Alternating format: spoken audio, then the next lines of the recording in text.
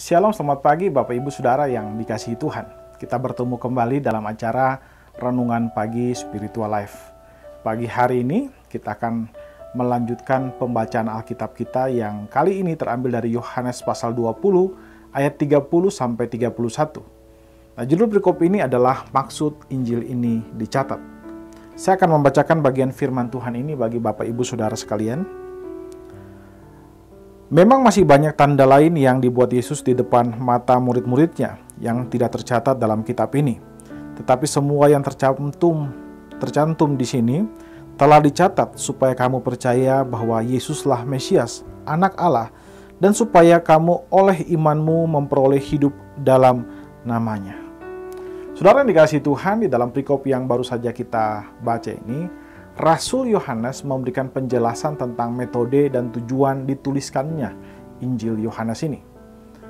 Rasul Yohanes menjelaskan bahwa memang ada begitu banyak hal atau perbuatan-perbuatan ajaib yang dilakukan oleh Kristus, tapi dia tidak bisa mencatat semuanya. Rasul Yohanes menjelaskan bahwa dengan hikmat Allah, dia telah memilih bagian-bagian tertentu dari kisah kehidupan Kristus dan juga pengalaman hidup dia bersama Kristus untuk dituliskan di dalam kitab ini. Nah, saudara, Rasul Yohanes dalam perikop ini juga menjelaskan bahwa objek dari Injil adalah Yesus itu sendiri. Karena itu, hal ini mengajarkan kepada kita bahwa Yesus adalah jalan menuju kepada pembebasan. Yesus adalah satu-satunya objek daripada Injil, karena hanya melalui Kristus kita dapat dibebaskan. Kita dapat dibebaskan dari perbudakan dosa, kita dapat dibebaskan dari hukuman Allah, kita dapat dibebaskan dari kematian kekal dan mengalami kehidupan kekal bersama-sama dengan Allah di surga nanti.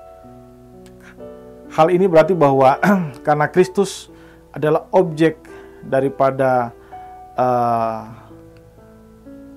Injil, maka tidak boleh kita kemudian mengambil objek lain untuk dipakai sebagai alat untuk menjelaskan Injil. Saudara, banyak pengkhotbah yang kita temukan akhir-akhir ini, mereka banyak mengkhotbah, mereka tidak menceritakan tentang Kristus. Mereka tidak menonjolkan tentang perbuatan-perbuatan yang diajarkan oleh Kristus dan ajaran-ajaran Kristus. Tapi kebanyakan mereka menonjolkan atau memfokuskan khotbah-khotbah mereka kepada diri mereka sendiri. Seringkali kita mendengarkan mereka memuji-muji kebaikan mereka, pengalaman-pengalaman rohani mereka yang luar biasa.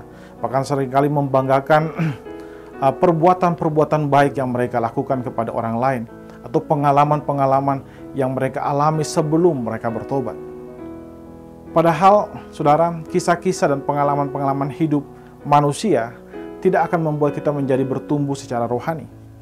Memang benar, kita perlu juga memberikan kesaksian tentang bagaimana Kristus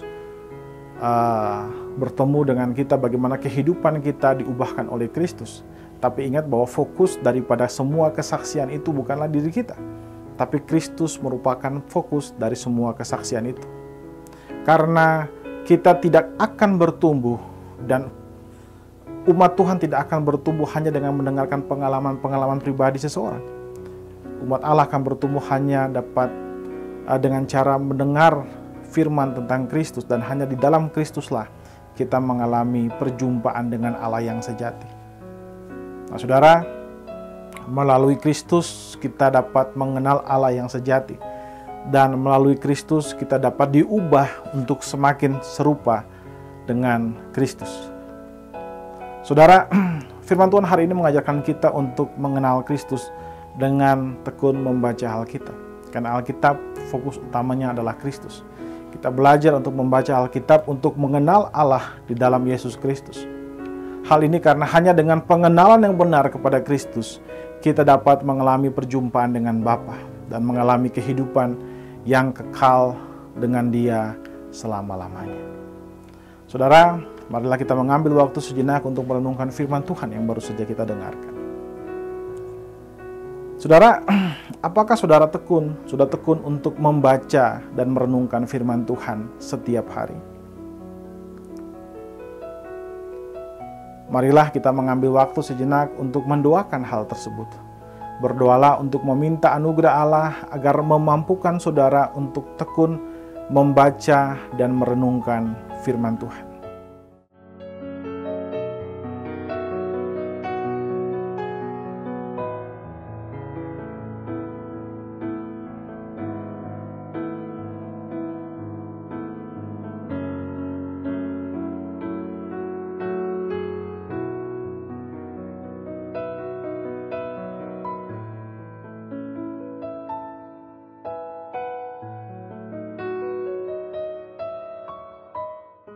Saudara, marilah kita selalu membaca dan merenungkan firman Tuhan setiap hari.